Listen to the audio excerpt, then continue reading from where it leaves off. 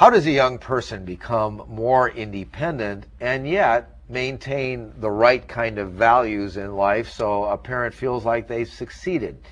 When does independence develop? Suddenly at 15, suddenly at 18 to 20, when they've been totally dependent and controlled until that point of time? We're talking with Rachel Quast, who deals with inner city youth who come from environments of extreme neglect and who have rebelled and want complete independence from all the adults that they've been surrounded with, right? Correct. Oftentimes, if a child is wounded very deeply, they will try to become self-dependent. They will try to get that the multiple of needs that we've talked about met through different means, which means they may detach at an earlier age. They may leave home at 12, 13. They may try to, some of my students actually at 17, 18 have their own apartment because they want to be away from the family that causes much pain for them. At 8 to 11 years old, you wanted no longer to be dependent on your parents. I wanted independence not because I wanted to fulfill all the needs myself. I wanted that independence because I was trying to separate from the pain. And I thought that if I depended solely upon myself, parented myself, took care of all my needs myself, if I had a question, made sure I asked myself instead, that would mean that I no longer had to feel the pain of someone not being there. If they were too busy or too sad or too unavailable, emotionally unavailable, I didn't have to hear a no. I did not want to hear the not now, Rachel. What is the right kind of independence then that a child will develop, and what are kind of the stages of healthy independence that you want to see? As most people know, that the child, the baby, is extremely dependent for everything upon the parent, the food, the shelter, everything. And those needs must be met. A baby cries for a reason. They're saying, I need whatever, and the parent has to go figure out what that is. At that point, that is the foundation of setting some of the needs for the baby. When the baby cries, the needs are met. Then to actually start developing the independence, as you go through, the parent teaches obviously values. The parents need to teach values. They need to set standards and teach them about what is okay, what's not okay. How do you grow up to be healthy? How do you set boundaries for yourself? How do you heal yourself? How do you express yourself? How do you express feelings? How do you keep yourself safe and other people safe?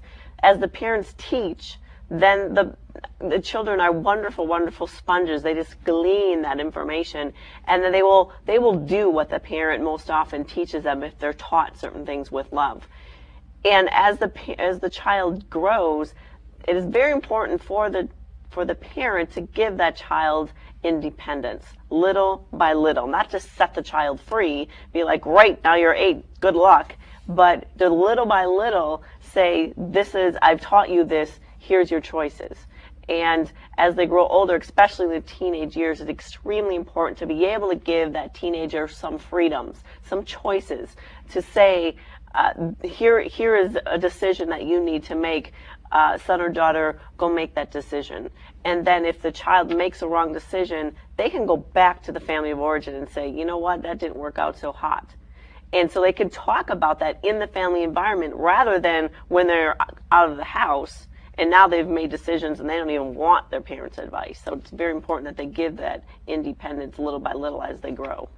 So you're expecting them to have more freedom, yes, but freedom to be exercised responsibly. Yes. It's not the type of freedom of let me let you loose on the streets, which I've known has happened.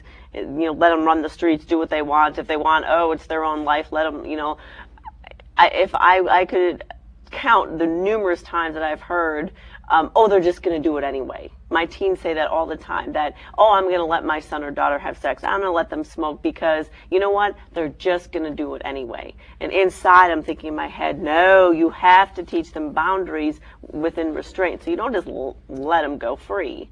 You teach them with love, but it's so important that we're not extremely strict on the kids, because with the extreme strictness, then they will rebel. Now, we're dealing with at-risk kids in the alternative school like you yes, deal with. But really, all kids today are at risk, aren't they, because of the nature of our culture? Yes. The nature of our culture, there are many things that our media and our culture says is wonderful. You know, it's wonderful to be thin. It's wonderful to have a certain clothes. It's wonderful to have certain name brands, to look a certain way, have certain color of hair, to drive a certain car, to have a certain job. To listen to certain music. To listen to certain music. To get into certain pure stuff. Yes. To have a boyfriend, to have a girlfriend. Mm-hmm.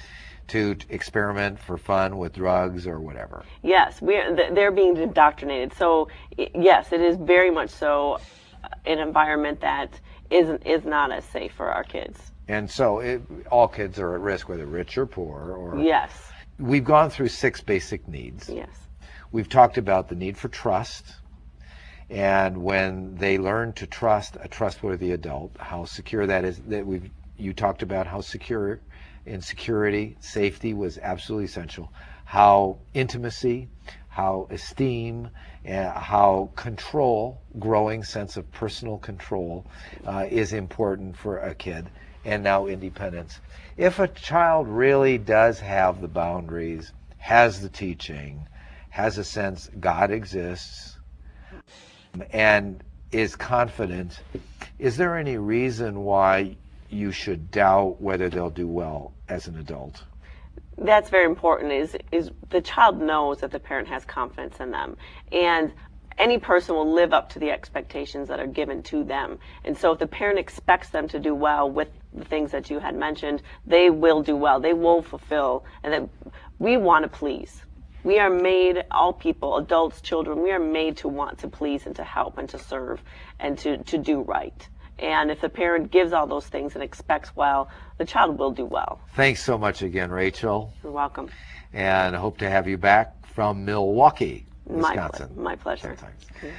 If you're interested in knowing more about the 6 basic needs of children, because we have a great article on the website, tomorrowonline.org, you can download that have covered these 6 basic needs.